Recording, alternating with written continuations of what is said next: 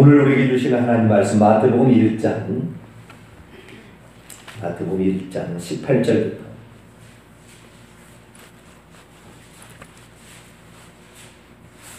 25절까지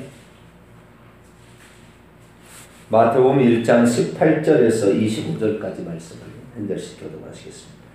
예수 그리스도의 나심은 이러하니라. 그의 어머니 마리아가 요셉과 약혼하고 동거하기 전에 성령으로 잉태된 것이 나타났더니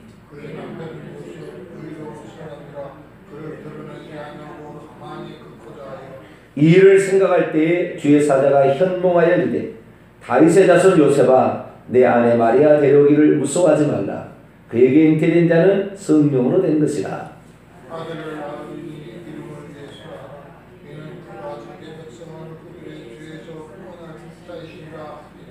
이 모든 일이 된 것은 주께서 선지자로 하신 말씀을 이루려 하시니 이르시되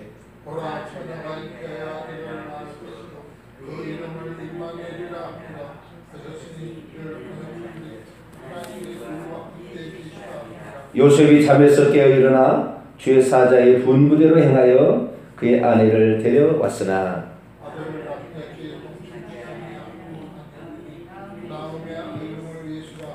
아멘. 기도합니다. 하나님 감사합니다. 세상은 고요하지만 하나님은 오늘도 분명하게 움직이고 계시고 하나님은 이 우주를 향한 당신의 계획을 펼치고 계십니다. 아무것도 하지 않는 것 같으나 가장 강력하게 일을 하셔서 질 같은 세상에 빛으로 아들을 보내주시고 또 그 아들로 말미암아 온 세상을 구원하게 한 일을 시작하셨으니 우리 하나님만이 찬송받으시기에 합당하신 하나님인 줄로 믿습니다. 이 새벽에도 저희들이 주님을 맞이하며 주님이 우리를 사랑하여 오신 것을 잊지 않고 기억하며 찬송드리는 마음 잘 준비하여 성탄절을 맞이할 수 있도록 도와주옵소서. 이 새벽에도 주의 음성을 듣고자 합니다. 하나님 저희들에게 말씀하여 주옵소서. 우리 주 예수 그리스도의 이름으로 기도하옵나이다. 아멘. 할렐루야. 예수 그리스도의 탄생은 기적 중의 기적이고 온 인류의 표적 중의 표적입니다. 지난 주일 오후에 저도 처음 해보는 설교를 이렇게 했는데요. 하나님의 아들이 무엇인가, 그 신분이 어떤 것인가에 대하여 비로소 언제 알려졌을까, 그 얘기를 말씀을 드렸습니다. 하나님의 아들이 어떤 존재인지를 만약에 하나님의 아들이 하나님이라는 사실을 마귀가 알았더라면 과연 예수님을 십자가에 못 박아 죽게 했을까? 그렇게 안 했을 거예요. 몰랐던 거죠. 네. 사람들도 몰랐고 심지어 제자들도 몰랐고 부활 후에 비로소 이 하나님의 아들이 하나님이구나 라는 사실을 알게 되었습니다. 그만큼 하나님께서는 어쩌면 조심스럽게 일하셨는지도 모르죠. 그 하나님 아들이 이 땅에 오셨는데 사람들에게 하나님의 아들이라고 불려지리라 이르되 있지. 하나님의 아들이라고 비로소 사람들에게 공개되기는 예수님이 세례 받으시고 물에서 올라올 때 그때 하늘에서 이는 내 사랑하는 아들이요 내 기뻐하는 자라 이렇게 음성이 들려왔지 않습니까? 그래서 예수님의 공생의 시작이 비로소 하나님의 아들이라는 것이 세상 사람에게 알려졌지 그전에는 알려지지 않았어요.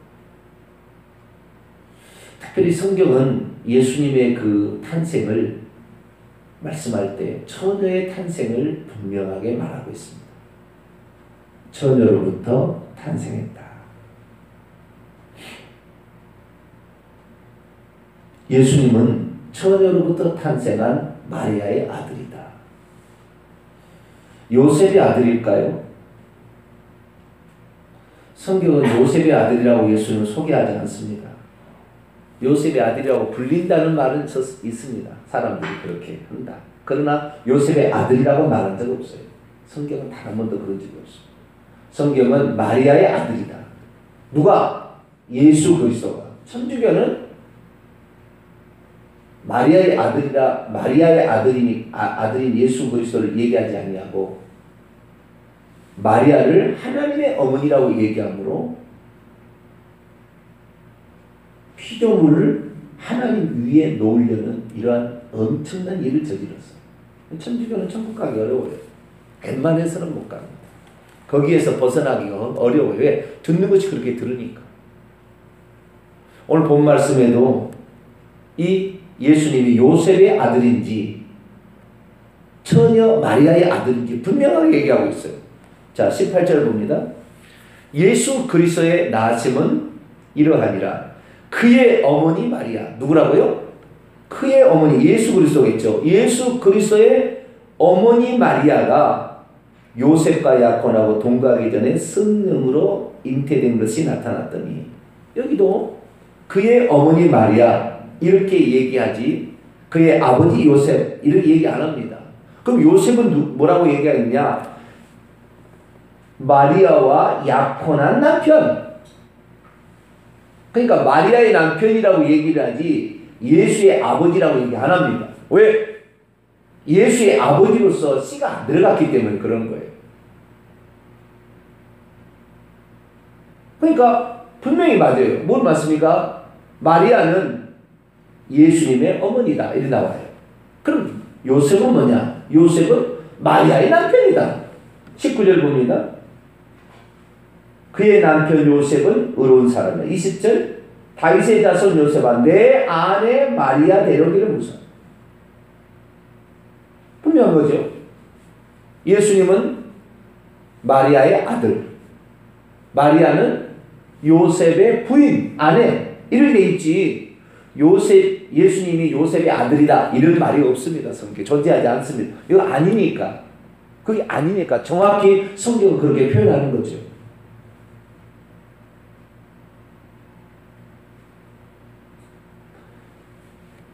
처녀의 몸에서 예수님이 탄생했다는 것을 어제는 제가 그런 말씀을 전해드렸습니다. 어떻게 처녀가 아들을 낳았냐? 젊은 여자가 아들을 낳은 것이다. 왜냐하면 이 이사야 7장 14절에 처녀가 잉태의 아들을 낳으니 그 이름을 임마누엘이라 하리라는 이 말씀이 처녀가 알마라는 히브리어로 쓰여있는데 이 알마라는 것은 젊은 여자를 지칭하는 것이지 처녀가 아니다 이런 식으로 표현을 했어요. 근데 그러지 않아요. 알마라는 것이 처녀에게도 여러 번 사용됐어요. 5번인가 6번인가 사용됐어요. 그런데 무기는 것입니다. 왜? 이성적으로 이해가 안 가니까. 어떻게 처녀가 남자의 씨가 없이 자식을 낳을 수 있느냐? 불가능하다. 그러니 젊은 여자가 낳을 것이다. 여러분, 남자와 여자의 사랑의 관계를 통하여 자식이 태어나면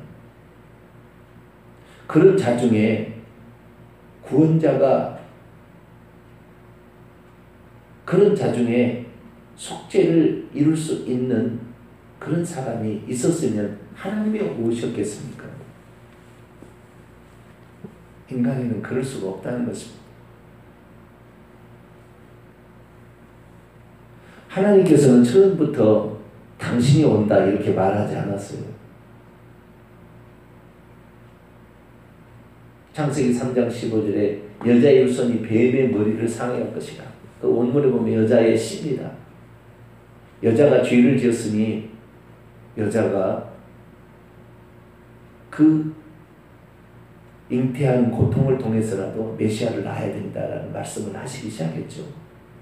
그러나 그 메시아가 하나님이라 이렇게 말하기까지는 오랜 세월이 지났습니다. 처음에는 여자의 후손, 유다의 후손, 아브라함의 후손, 다윗의 후손. 처음에는 그냥 어떤 그 여자가 낳기는 낳지만 그 어떤 계통, 어떤 이 언약의 약속을 믿는 그 사람의 후손으로, 안 믿는 어떤 생뚱한 데서 나오는 게 아니고, 우리도 마찬가지입니다.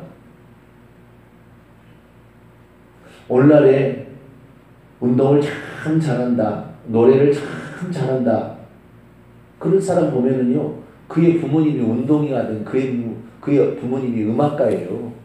그래서 천재 바이올리니스트가 나오고 천재 운동선수가 나오는 것이지, 부모님 운동하고 아무 상관없는데 뭐 운동선수가 나와서 금메달을 딴다? 이런 일은 거의 없어요.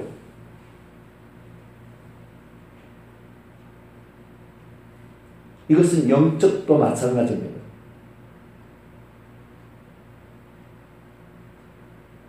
정말 영적인 훌륭한 스승이 없을 때 그 제자가 나오기가 쉽지 않아요.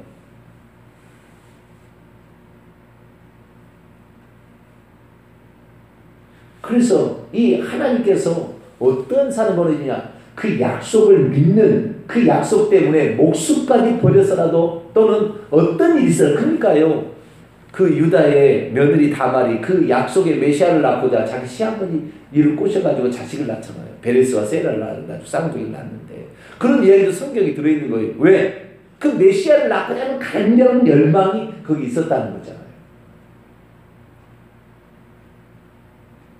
그 약속을 자기가 이루어야 되겠다고 야곱은 형의 똑같은 쌍둥이였는데 형이 조금 먼저 나왔겠죠. 그러나 장자권을 뺏기 위하여 팥죽으로 형을 유혹하고 나중에 거짓을 통해서라도 이 장자의 축복을 받아서 그 언약 자손이 되기를 갈망하는, 그 잘했다는 건 아닙니다. 그러나 그 언약 자손이 되고 싶어하는, 하나님의 언약을 이어주고 싶어하는 그 메시아의 조상이 되고 싶어하는 강렬한 열망, 그것이 있다는 거 아니에요. 그런 자를 통하여 나오는 것입니다.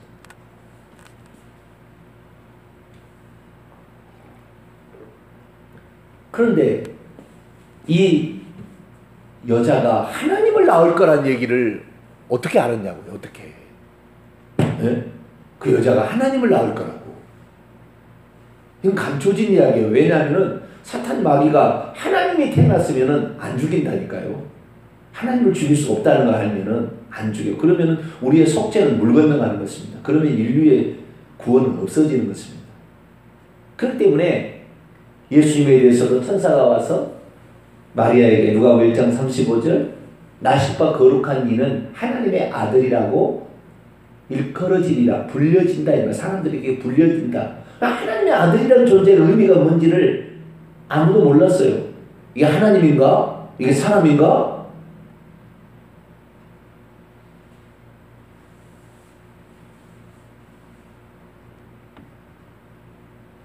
마귀는 궁금해요. 그래서 마태복음 4장에 보더라도 네가 하나님의 아들이라면 이 돌들을 명하여 떡덩이가 되게 하라. 하나님의 아들이라면, 하나님의 아들이 마귀도 몰라요. 이 존재가 뭔가, 이거 하나님이냐, 이거 하나님의 아들이냐, 아들이냐 하나님이냐 사람이냐 잘 몰라요. 이 개념을 일부러 감춰둔 거예요.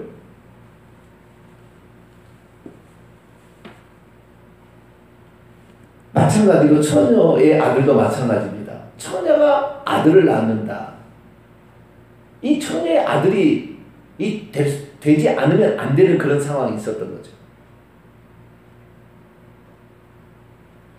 처녀의 아들이 말도 안 된다, 이런 일들이 있을 수 없는 일이다 라고 치부하라고 그런 것이 처녀의 아들을 만든 것도 아니고, 처녀의 아들로 나타니 신비하도다 뭐 그러려고 처녀의 아들을 만든 것도 아니고, 하나님께서 나중에 처녀의 아들에서 태어나게 하려고 미리 예언해서 그런 것도 아니고, 처녀의 아들이 아니면 안 되니까, 이 존재가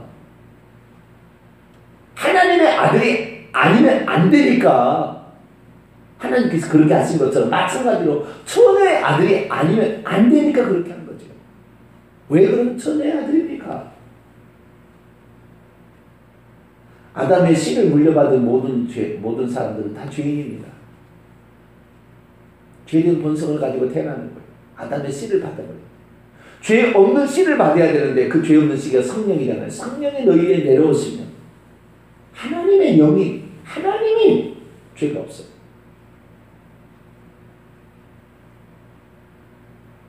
만약에 아담의 씨로 태어난 훌륭한 사람이 태어났다 합시다. 다윗처럼 훌륭한 사람, 우리 세상 사람으로는 무슨 나폴레옹이나 뭐 알렉산더나 위대한 사람 태어났다. 아무리 위대한 사람이 태어났더라도 절대 인류의 죄를 속할 수가 없어요. 속죄할 수가. 공자도 안 되고 맹자도 안 되고 석가모니도 안 되고 무함마드도 안 되고 박태서이도 안 되고 문선별이도 안 되는 거예요. 장길자도 안 되고요. 마리아도 안 되는 것입니다. 이 마리아라는 말은 제일 표현할 때 좀 이상한 표현인데, 자, 우리가 장길자도 안 되는 거예요. 하나님의 어머니라고 일컬어지는. 어머니 하나님, 여기 어머니 하나님. 하나님의 어머니 아닙니다, 마리아가.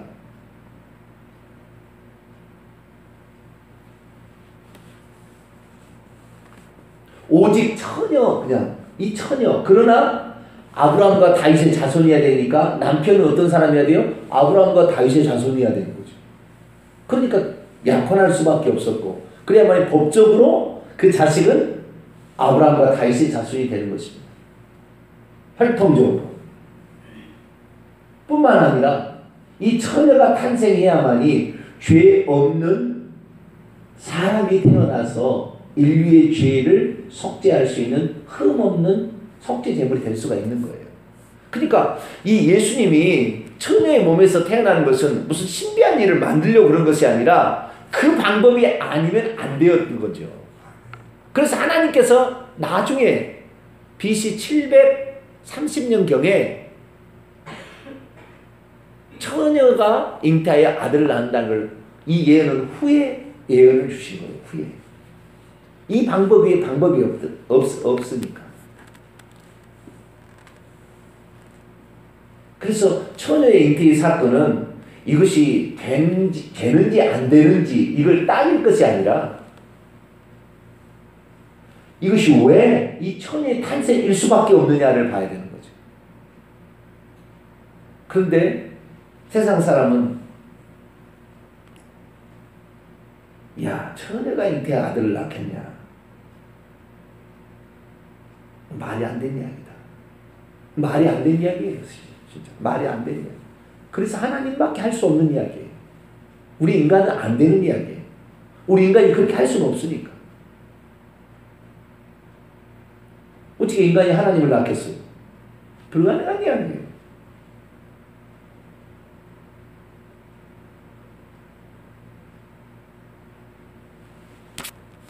저는 이런 생각이 봐요. 하나님께서 어떤 위대한 사람 있잖아요. 훌륭한 사람을 기름 부어가지고 그 사람을 메시아로 삼으면 안 되었을까? 그런 생각도 한번 해봐요. 정말 훌륭한 사람.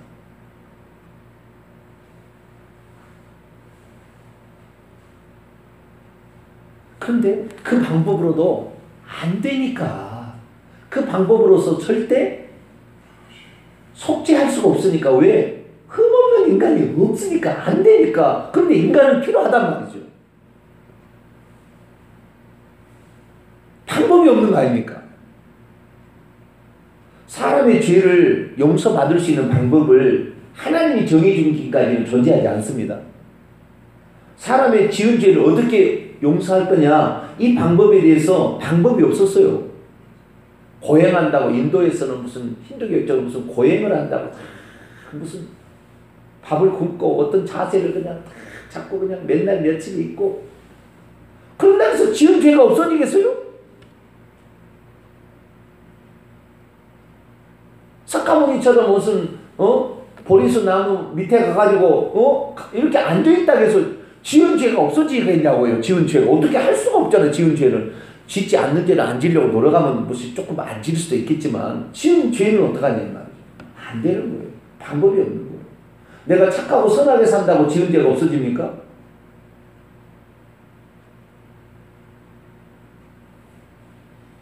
지은 죄를 무슨 물건입니까? 애다고 갖다 던져주게? 지은 죄가 무슨 빨래입니까? 비누로 빨게? 안 되잖아요, 이게. 지은 죄에 대해서 그렇게 할 수가 없어요. 성경은 지은 죄는요, 벌을 받아야 된다고 되어 있어요. 뭐라고 한다고요? 벌을 받아야 된다. 지은 죄값은 사망이다. 근데 사람은 죽어버리면 지옥 가버리지 다시 죽은 상태에서 어떤 걸 선택할 수가 없어요. 살아있을 때 그가 어떻게 처리가 되어야만, 그 죄가 처리되어야만이 인류가 살 수 있다 이 말이죠. 그래서 하나님께서 방법을 알려줬으니 대신 흠없는 존재가 대신 죽어서 그 사람의 죄를 넘겨서 흠없는 존재가 대신 죽어서 그 죄를 없애야 하는 방법. 그러니까 죄를 대신 치르게 하는 거죠. 그것을 대속이라는 거예요. 대신 죄값을 치르게 하는 거죠. 이것을 하나님이 말씀하셨어요. 그런데 인류 가운데 사람의 죄를 대속할 만한 그런 사람이 존재하지 않아. 자기 죄도 대속을 못하는데 누구의 죄를 대속을 합니까? 그래서 하나님께서 방법을 선택한 것이 내가 처녀를 통하여 아들을 낳게 해서 사람을 낳게 할 것이다. 사람. 동정녀 마리아의 예수님은 잉태돼가지고 뻥튀기 돼가지고 한 달 만에 무슨 나온 게 아닙니다. 우리가 똑같이 280일 걸려서 자라서 손도 발도 생기고 자라서 태어난 것이고, 예수님이 30살이 되어서 공생애를 시작할 때까지 다 어린 시절을 겪고 난 지 8일 만에 할례를 받고 12살 때에 이 예루살렘에 가서 6월절부터 절기 지키기 시작하고 성년식을 거쳐서 그 다음에 부모의 가산을 이어서 일을 하고 그래서 30살이 되어서 비로소 시작한 거예요. 아마 성질 급한 사람은 30살 안 기다리고 20살에 세워가지고 너 빨리 메시아 해라. 그럴 수도 있을지 모르겠어요. 그러나 왜 30살입니까? 구약 성경에 하나님께 쓰임받는 제사장들의 나이가 30살입니다. 그냥 30살이 아니다. 그러니까 모든 구약 성경이 다 내게 대하여 증거한 것이라. 요한복음 5장 39절 너희가 성경에서 영생을 얻기 위하여 성경을 연구하느냐. 이 성경은 곧 내게 대하여 증거한 것이라. 그래서 우리는 구약 성경의 모든 기록들이 메시아 설명하고 메시아가 어떠한 사람, 우리의 구원자가 어떻게 살아갈 것이고 어떻게 우리가 그분이 메시아임을 알게 해주는 그러한 역할을 구약 성경이 하는 거죠. 그래서 사도 바울은 이 구약 성경은 몽학 선생으로서 그리스도께서 오실 때까지 필요한 것이다. 그리스도께 우리를 인도하는 몽학 선생의 역할을 한다. 우리가 이 구약 성경을 읽어서 예수님 누군지를 기대하고 그 예수님을 만나게 못 해준다고 한다면 구약 성경의 역할은 잘못된 것이다. 그래서 우리는 처녀 잉태가 이게 되냐 안 되냐 이게 아니라 하나님이 못할 것이 어디 있겠어요. 예수님께서 그렇잖아요. 예수님이 예루살렘에 입성해서 이렇게 가게 되니까요. 우리를 구원하러 왔다고 이제 구원하소서 호산나 다윗의 자손이 하면서요. 그 예루살렘에 200만 명이 유월절을 지키러 왔는데 그 사람들이 전부 종려나무까지를 흔들고 예수님을 환영하는 거예요. 낙이 타고 오시는 예수님을. 대제사장들이 모여가지고 고민을 했어요. 뭐라고 하냐면 대제사장이 온 세상이 저를 따르는도다 그랬습니다. 온 세상이 저를 따르는도다. 그분이 메시아로서 구원해달라고 그렇게 백성들이 환호성을 치는 거 보니까 예루살렘이 완전히 그렇게 박해져 버린 거죠.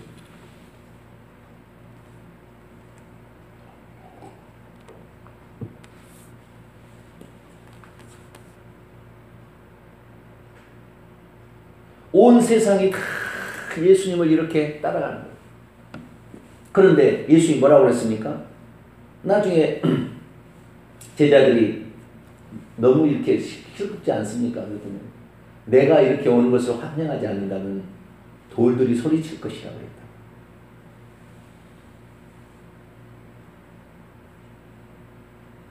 돌이 입이 달렸습니까? 하나님이 못하실 것이 없는 거예요. 그러니까 이것은 하나님이 하시는 일이지만 하나님은 흠 없는 사람으로 태어날 필요가 있었다. 이게 결론입니다. 하나님은 흠 없는 사람으로 태어날 필요가 있었어요. 그것이 속죄, 대속하는 방법이지 다른 방법이 없었으니까. 그래서 처녀의 몸에서 태어나게 한 겁니다. 할렐루야. 그래서 처녀가 나온 것이지 그냥 무슨 재미난 이야기, 무슨 신화를 꾸미려고 만든 게 아니고 이 방법이 아니면 안 되었기 때문에 하나님도 그렇게 하신 거예요. 그러나 하나님께서는 그냥 무슨 속성으로 예수님을 막 재배해가지고 막 만든 게 아니고 똑같은 인간의 과정을 태아 잉태된 것부터 출생하고 예수님이 공생애를 시작하는 모든 과정을 다 똑같이 했다는 것입니다. 사람으로서. 그러니까 마귀도 사람인 줄 알았죠. 그러니까 죽인 거예요. 사람이면 내가 죽일 수 있다. 우리는 우리를 위해서 하나님이 이렇게 힘들게 어렵게 배려하신 것을 우리는 잊지 말아야 합니다. 할렐루야. 우리 때문에 그런 것이지 우리 믿지 못하게 하려고 처녀가 낳게 한 게 아니라는 말이죠. 우리를 살리는 방법이 그 방법밖에 없었으니까 하나님께서 그 방법을 쓴 거라는 거죠. 우리를 위해서 하나님이 행하신 일 보고 이 말이 안 된다, 믿을 수 없다. 이 얼마나 어리석은 일입니까? 그런 사람이 많아요. 우리는 그게 아니라 하나님께서 우리를 구원하는 방법에 고민해서 결국에 이룰 수밖에 없었구나. 우리를 위하여 고육지책으로 이렇게 할 수밖에 없었구나. 우리는 이 예수님, 하나님이 우리를 위해서 선택한 이 방법, 우리 이 방법 위에 다른 구원의 방법이 없습니다. 할렐루야. 우리의 믿음이 그것이고 모든 사람이 다 믿을 수 있는 것을 줬으면 누가 믿음이 필요하다고 그랬겠어요? 다 믿을 수 있는 거예요. 믿을 수 없는 부분이 있으나 하나님의 역사는 그것은 우리 인간을 위하여 하나님이 고육지책으로 어쩔 수 없이 행한 것이다. 그러나 하나님이니까 가능한 것이죠. 성령이 너희 위에 내려오시면 어떻게 나는 산에 알지 못하는 이런 일이 있습니까? 성령이 너희에 내려오시면 지극히 높으신 이의 능력이 너를 덮을 것이니 그러면은 나십과 거룩한 자는 하나님의 아들이라고 일컬어질 것이다. 그래서 우리는 하나님이 행하신 우리를 위해서 고육지책 행하신 일을 뿌리치지 말고 그 방법밖에 없었기 때문에 하나님이 행하신 그거 나를 위해서 그렇게까지 행하셨습니까? 감사합니다. 나는 이 사실을 내 목숨이 끊어지는 그 순간까지 붙들고 믿겠습니다. 할렐루야. 그런 믿음이 되어서 우리 주님의 이 속죄의 탄생이 우리 자신의 모든 죄를 속하고 천국까지 들어가는 귀한 연결점이 되기를 간절히 바랍니다. 걸어가신 하나님, 동료녀 탄생의 이야기는 신화적인 이야기를 만들고자 함도 아니요, 말이 안 되는 이야기를 들려주고자 함도 아니라 이 방법밖에 없었기 때문에 우리를 살리려면 이렇게밖에 할 수가 없었기 때문에 하나님이 하신 일인 줄 믿고 저희들이 하나님이 우리를 위해서 행하신 이 구원의 방법만을 우리의 믿음으로 소유하고 그렇게까지 행하신 하나님께 감사하는 저희들 되게 해 주옵소서. 우리 예수 그리스도의 이름으로 기도하옵나이다. 아멘. 하늘에 계신 우리 아버지여, 이름이 거룩히 여김을 받으시오며 나라 임하옵시며 뜻이 하늘에서 이룬 것 같이 땅에서도 이루어지이다. 오늘날 우리에게 일용할 양식을 주옵시고 우리가 우리에게 죄 지은 자를 사하여 준 것 같이 우리 죄를 사하여 주옵시고 우리를 시험에 들게 하지 마옵시고 다만 악에서 구하옵소서. 대개 나라와 권세와 영광이 아버지께 영원히 싸움나이다. 아멘. 간절히 기도